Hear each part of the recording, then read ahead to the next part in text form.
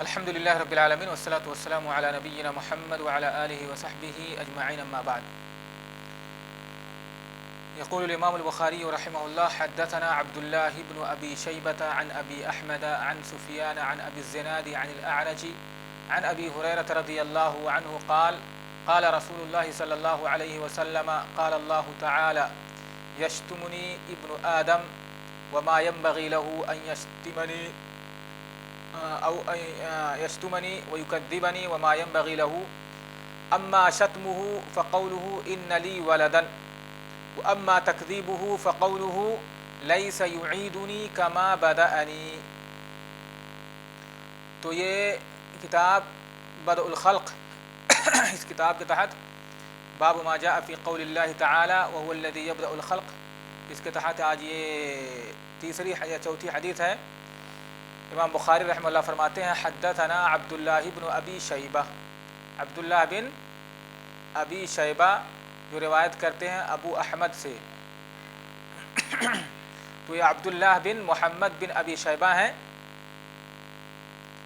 اور یہ جو ابو شیبہ ہیں ان کا نام ہے ابراہیم بن عثمان العبسی الکوفی. تو یہ عبداللہ بن محمد ابن ابی شیبہ ہیں، امام بخاری رحمہ اللہ کے شیخ ہیں.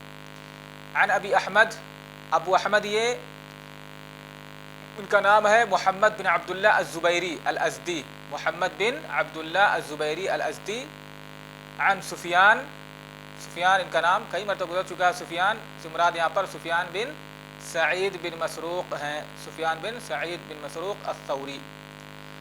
عن ابی الزناد، یہ ہے عبداللہ بن ذکوان، ابو الزناد سے مراد عبداللہ بن ذکوان. عن الاعرج، اعرج سے کون مراد ہے مشائخ؟ کئی مرتبہ ان کا نام گزر چکا ہے. اعرج، ہاں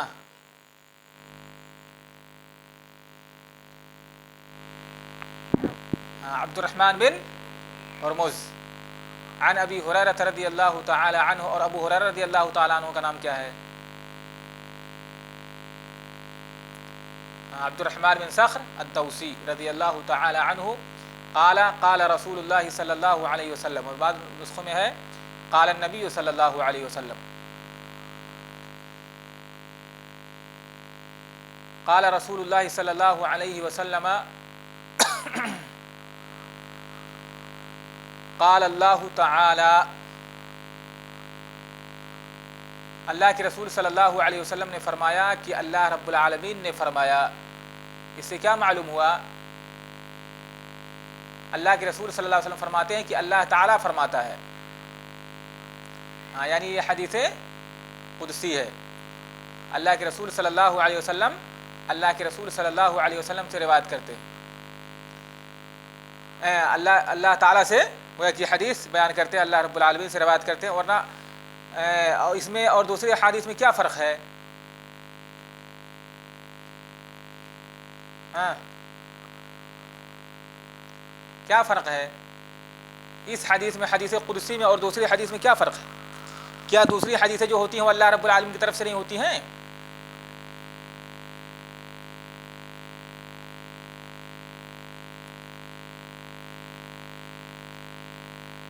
ہاں تو قرآن اور حدیث قدسی کے بیچ کیا فرق ہے؟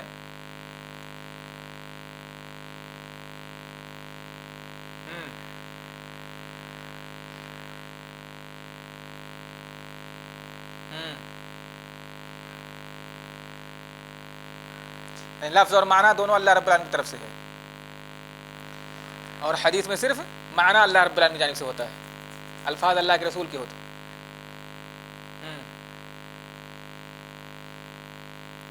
اور حدیث پڑھنے پر ثواب نہیں ملے گا تو کیا فائدہ پڑھنے سے؟ ہاں تو ہاں تلاوت کی نیت سے، یعنی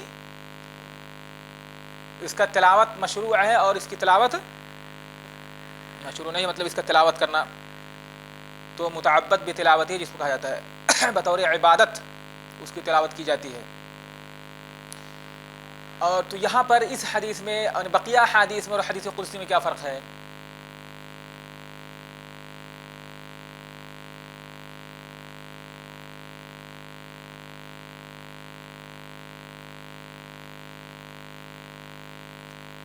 کیا مطلب ہے؟ معنی اور احکام میں کیا فرق ہے؟ ہاں شیخ آفاق، کیا فرق ہے حدیث؟ ہاں حدیث قدسی، ٹھیک ہے، کل اس کو آپ لوگ معلوم کر کے آئیے، ٹھیک ہے، کہ حدیث قدسی میں اور بقیہ حدیث میں کیا فرق ہے۔ ویسے بظاہر آپ کو کیا فرق لگتا ہے دونوں میں؟ بظاہر تو کچھ فرق دکھ رہا ہے نا، کچھ فرق ہے۔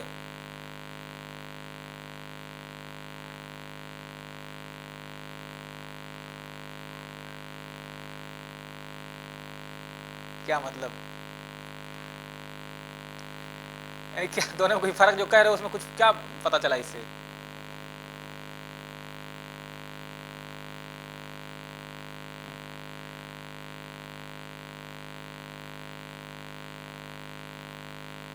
یعنی الفاظ اور معانی سب اللہ رب العالمین کی جانب سے ہو۔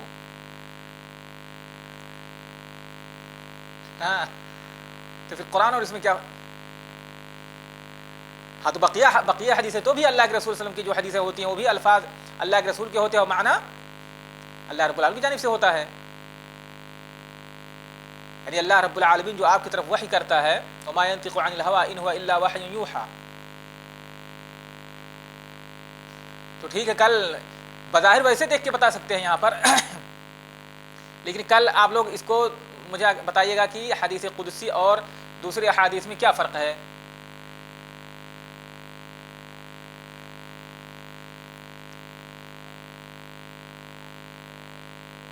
تو تمام احادیث جو اللہ وما ينطق عن الهوى ان هو الا وحی یوحى سب اللہ رب العالمین کی طرف سے ہوتا ہے۔ اگر یہ کہیں گے کہ اگر یہ کہیں گے حدیث قدسی اللہ رب العالمین کی طرف سے اور بقیہ حدیث جو گویا کہ اللہ رب العالمین کی طرف سے نہیں ہے۔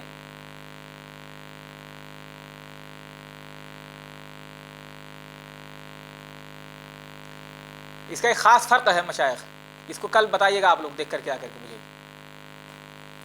ٹھیک ہے۔ ویسے روایت کے لحاظ سے دیکھیں گے تو ویسے فرق سمجھ میں آ جائے گا آپ لوگوں کو، لیکن کل آپ لوگ مزید دیکھ کر کے آپ بتائیں گے، ٹھیک ہے، کیونکہ اب بقیہ حدیث آپ پڑھتے آئے ہیں، اس حدیث کو پڑھ رہے ہیں، دونوں میں ویسے بظاہر فرق لگ رہا ہے۔ قال رسول اللہ صلی اللہ علیہ وسلم قال اللہ تعالی یشتمنی ابن آدم،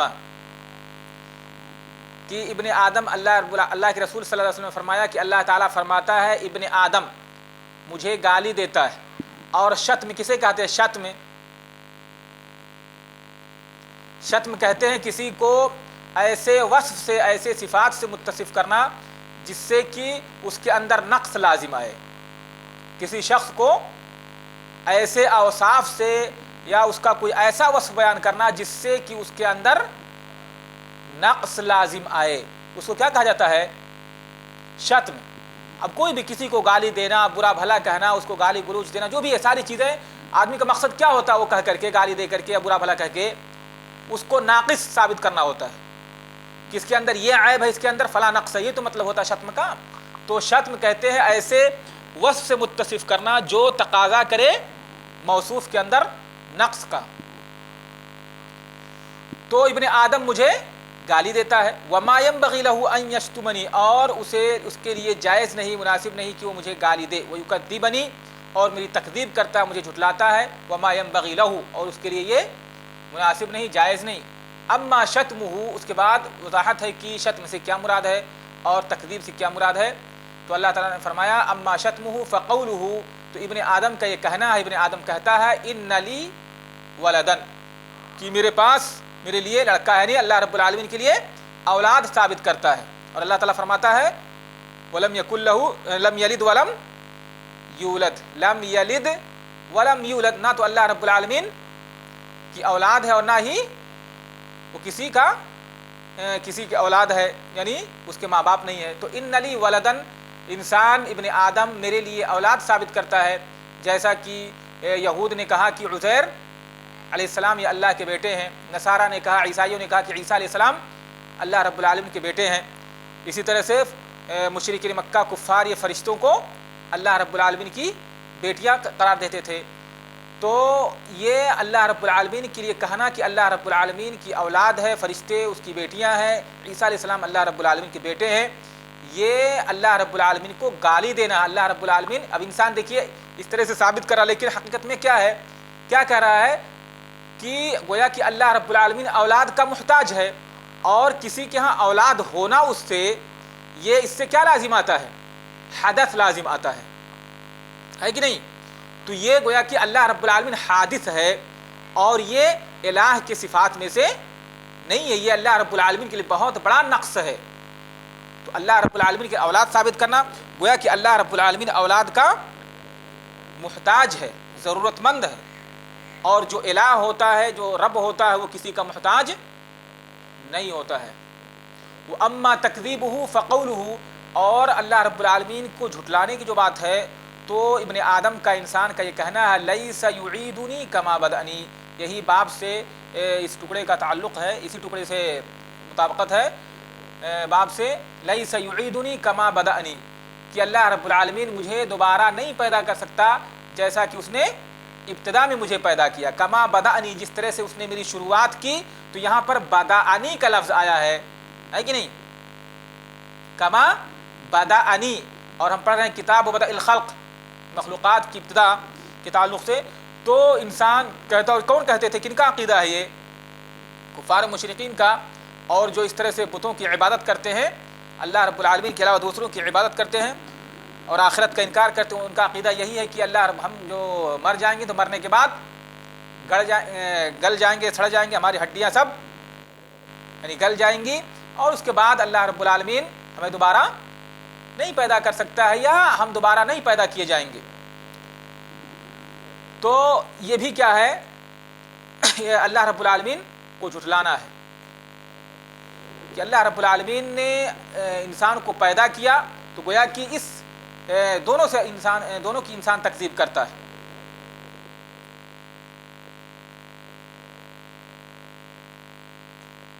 اس کے بعد اگلی حدیث ہے، قال حدثنا قتیبہ بن سعید، قتیبہ بن سعید البغلانی، ابو رجاء کی کنیت ہے، مشہور ہیں یہ ائمہ ستہ ہیں، امام بخاری، مسلم، ابو داؤد، ترمذی، نسائی، ابن ماجہ کے مشترک شیخ ہیں، یعنی سب کے شیوخ میں سے ہیں۔ قتیبہ بن سعید ابو رجاء البغلانی قال حدثنا مغیرة بن عبد الرحمن القرشی عن ابی الزناد یعنی عبداللہ بن ذکوان عن الأعرج یعنی عبد الرحمن بن ہرمز عن ابی ہریرہ رضی اللہ عنہ یعنی عبد الرحمن بن صخر الدوسی رضی اللہ تعالی عنہ قال قال رسول اللہ صلی اللہ علیہ وسلم لما قضى الله الخلق كتب في كتابه فهو عنده فوق العرش ان رحمتي غلبت غضبی۔ لما قضى الله الخلق، تو یہاں پر قضا کے معنی کیا ہے؟ کہتے ہیں ای خلقہ، لما خلق اللہ الخلق، جب اللہ رب العالمین نے مخلوقات کو پیدا کیا، جیسے اللہ تعالیٰ فرماتا فقضاہن سبع سماوات، ای خلقہن سبع سماوات، ٹھیک ہے؟ یا کچھ لوگوں نے کہا قضا کے معنی ہوتے ہیں، قضاء الشیء کے معنی ہوتا ہے احکامہ، کسی چیز کو مضبوط بنانا، امضاؤہ والفراغ منہ، اور کسی چیز کو یعنی مکمل کر دینا، اس سے فارغ ہو جانا، ٹھیک ہے؟ یہ قضا کے معنی ہوتے ہیں۔ اور قضا کے معنی اور کیا ہوتا ہے؟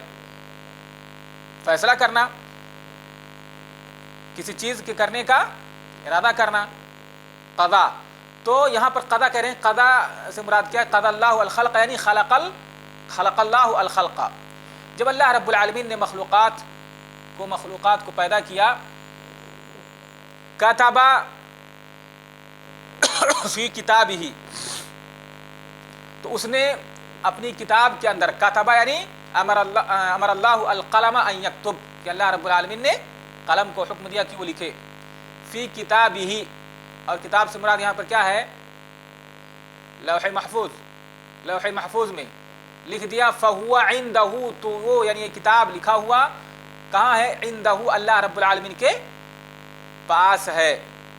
اب یہ اللہ رب العالمین کے پاس، ہم اس کی کیفیت نہیں جانتے اور نہ ہی بیان کر سکتے ہیں، اور نہ ہی ہم اس کا انکار کر سکتے ہیں، نہ تو انکار کریں گے کہ نہیں پاس، یا نہ اس کی تعویل کریں گے کہ اللہ رب العالمین کے پاس ہے تو اس سے یہ مراد ہے، اس سے یہ مراد ہے، یا اس کا یعنی تعویل کریں یہاں پر، تو نہ تو تعویل کریں گے، نہ ہی ہم اس کی کیفیت جانتے ہیں، نہ ہی اس سے یہ لازم ہم مطلب ہے، کیونکہ بہت سے لوگ اس کا انکار کرتے ہیں کہ اگر یہ کہا جائے کہ یعنی اللہ رب العالمین کے پاس یہ کتاب ہے، تو گویا کہ اس سے لازم آتا ہے اللہ رب العالمین کسی مکان میں ہے، کسی جگہ میں ہے کہ نہیں؟ تو یہ سب تعبیرات ہم نہیں کریں گے، جو صفتیں اللہ رب العالمین کے ثابت ہیں اس کو ویسے ہی ہم اللہ رب العالمین کے لیے ثابت مانیں گے، اور اس کو کہا جاتا ہے کما یلیق بجلالہ، جیسا کہ اللہ رب العالمین کے شایان شان ہے تمام صفات میں۔ اللہ رب العالمین کے پاس ید ہے، اس طرح سے ابھی آگے ہے ان رحمتی غلبت غضبی، غضب صفت غضب ہے، صفت رحمت ہے۔ تو فہو عندہ فوق العرش، عرش کے اوپر اللہ رب العالمین کے پاس ہے۔ اس کی کیا کیفیت ہے، کس طرح سے عرش کے اوپر اللہ رب العالمین کے پاس ہے، یہ اللہ رب العالمین ہی بہتر جانتا ہے۔ ان رحمتی غلبت غضبی، کیا لکھا ہوا، کیا چیز اللہ تعالیٰ نے لکھا، اس کے بعد آ رہا ہے لما قضى الله الخلق كتب في كتابه فهو عنده فوق العرش، کیا لکھا اللہ رب العالمین کتاب میں، ان رحمتی غلبت غضبی، کہ بے شک میری رحمت میرے غضب پر غالب ہے۔ اب یہ صفت اس سے یعنی صفت رحمت اور صفت غضب اللہ رب العالمین کے لیے ثابت ہوتا ہے، اور یہ صفات جیسے کہ ہم تمام صفات میں کہتے آئے ہیں کہ صفت رحمت کو اللہ رب العالمین کے لیے ثابت مانتے ہیں، اور اس سے صفت غضب کو بھی کما یلیق بجلالہ، جیسا کہ اللہ رب العالمین کے شایان شان ہیں۔ اس کی بہت سارے رحمت کی لوگ تعویل کرتے ہیں، بہت سارے علماء نے کی ہے کہ رحمت سے مراد یعنی اللہ رب العالمین اس بندوں کے ساتھ احسان کا ارادہ کرنا، اللہ رب العالمین کا بندوں کے ساتھ احسان کا، خیر کا، بھلائی کا ارادہ کرنا، یہ رحمت سے مراد ہے۔ اور وہ صفت رحمت کا انکار کرتے ہیں۔ کیوں انکار کرتے ہیں مشائخ؟ بتا سکتے ہیں آپ لوگ؟ صفت رحمت کا بعض لوگوں نے انکار کیا ہے، بعض فرق نے، کیوں انکار کیا ہے؟ کیسے نقص لازم آتا ہے؟ اگر صفت رحمت کو ہم اللہ رب العالمین کے لیے مانتے ہیں تو کیسے نقص لازم آتا ہے؟ کس طرح سے اگر ہم اللہ تعالیٰ کہیں کہ اللہ تعالیٰ رحیم ہے تو کیسے اللہ تعالیٰ کے ہاں ذات میں اس سے نقص لازم آتا ہے؟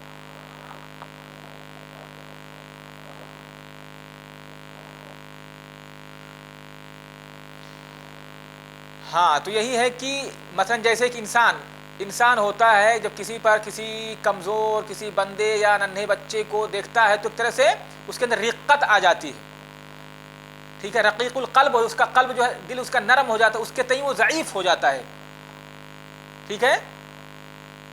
تو یہ چیز اللہ رب العالمین کے لیے مناسب نہیں ہے کہ اللہ رب العالمین کسی کو دیکھ کر کے اس پر رقت طاری ہو جاتی ہے، اور اللہ رب العالمین بندے پر کے ساتھ بھلائی کرتا ہے، احسان کرتا ہے، اس کی مدد کرتا ہے۔ تو کہتے ہیں لہذا اللہ رب العالمین کے لیے صفت رحمت کا ماننا یہ اللہ رب العالمین کے شایان شان نہیں ہے، ٹھیک ہے۔ کیا ایسا صحیح ہے؟ کیوں نہیں صحیح ہے؟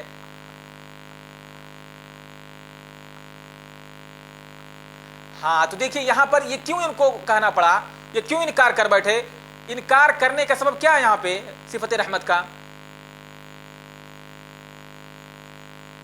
اپنی عقل نہیں، انکار کا سبب جو یہاں پر بن رہا ہے کہ وہ اللہ رب العالمین کی صفات کو اللہ رب العالمین کو بندوں کی طرح سمجھنے لگتے ہیں، اس کو مخلوقات کی طرح سے۔ تو دو غلطی ہو رہی ہے یہاں پر، یہاں سے ایک تو صفت کا انکار، دوسرے اللہ رب العالمین کو بندوں سے تشبیہ دینا۔ ہوا کہ نہیں ہوا؟ آخر انکار کرنے کی وجہ یہی ہے کہ صفت رحمت کو کہتے ہیں کہ بندہ جب کسی پر رحم کرتا ہے تو اس کے اندر رقت آ جاتی ہے، ضعف پیدا ہو جاتا ہے، اس کے اندر طرح ضعیف ہو جاتا ہے دوسرے کے تئیں۔ تو یہ کیوں کہنا پڑ رہا ہے آپ کو؟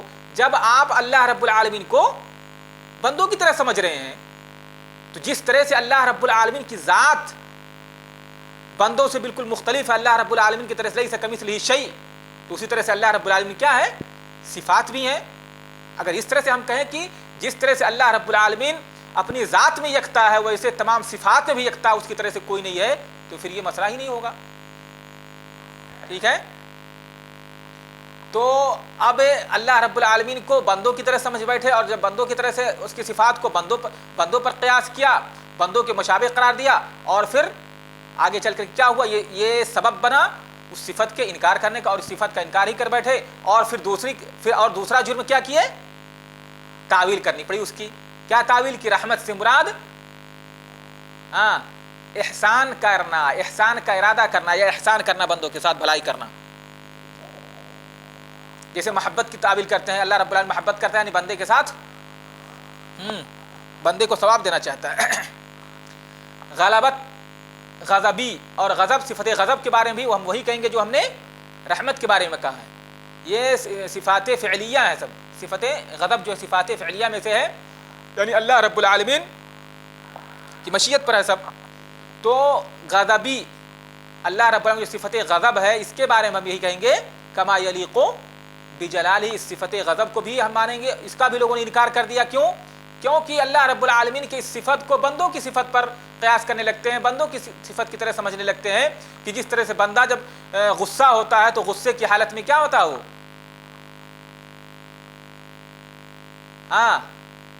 ہوش و حواس کھو بیٹھتا ہے کہ نہیں؟ انسان ہوش و حواس کھو بیٹھتا ہے، اور اس طرح سے اس کا خون جو ہے گرم ہو جاتا ہے، اور مطلب بہت ساری صفات ہوتی ہیں اس طرح سے جب انسان غصے کی حالت میں ہوتا ہے. اور یہ صفت جو ہے، یہ حالت اللہ رب العالمین کے لیے مناسب نہیں ہے کہ اللہ رب العالمین غصہ ہوتا ہے گویا کہ حواس باختہ ہو جاتا ہے، اس کے ہوش و حواس جو ہے ختم ہو جاتے ہیں. تو لہذا یہاں غضب سے مراد کیا ہے؟ اللہ رب العالمین کا بندوں کو سزا دینا. اللہ رب العالمین کا بندوں کو سزا دینا ہے. یہ تعویل کر رہے ہیں. تو دیکھیے تعویل بھی کرنی پڑ رہی ہے، اور اس طرح سے اللہ رب العالمین کو تشبیہ بھی دے رہے ہیں بندوں کے ساتھ، دوسرے تعطیل بھی یعنی صفت کا انکار بھی کر رہے ہیں. تو ہم اس صفت کو اللہ رب العالمین کی جس طرح سے ذات ہے اسی طرح سے اللہ رب العالمین کی صفات ہے. جس طرح سے اللہ رب العالمین اپنی ذات میں یکتا ہے اسی طرح سے صفات میں بھی یکتا ہے. اس کا کوئی شریک نہیں، اس کا کوئی نظیر نہیں. تو نہ تو اس کی تعویل کریں گے، نہ ہی تعطیل، اور نہ ہی تشبیہ اور اس کی کیفیت بیان کریں گے. تو تمام صفات میں جو بھی اللہ رب العالمین کی صفات ہیں، تمام صفات میں ہم یہی کہیں گے کہ اللہ رب العالمین جن صفتوں کو اپنے لیے ثابت کیا ہے ہم اس کو ویسے ہی جیسے کہ اللہ رب العالمین کی شایع نشان ہے اس کو ویسے ہی مانیں گے. نہ تو اس کی کیفیت بیان کریں گے، نہ تو ہم تشبیہ دیں گے کسی دوسرے مخلوق سے اللہ رب العالمین کی صفت کو، نہ ہی ہم اس کا انکار کریں گے، اور نہ ہی کیفیت بیان کریں گے کہ اللہ رب العالمین کی صفت یہ ایسے نہیں ایسے ہے. اب جو باب سے اس حدیث کا تعلق ہے کہاں سے ہے مناسبت مشائخ؟ بدء الخلق سے، خاص طور سے کتاب جو ہے بدء الخلق.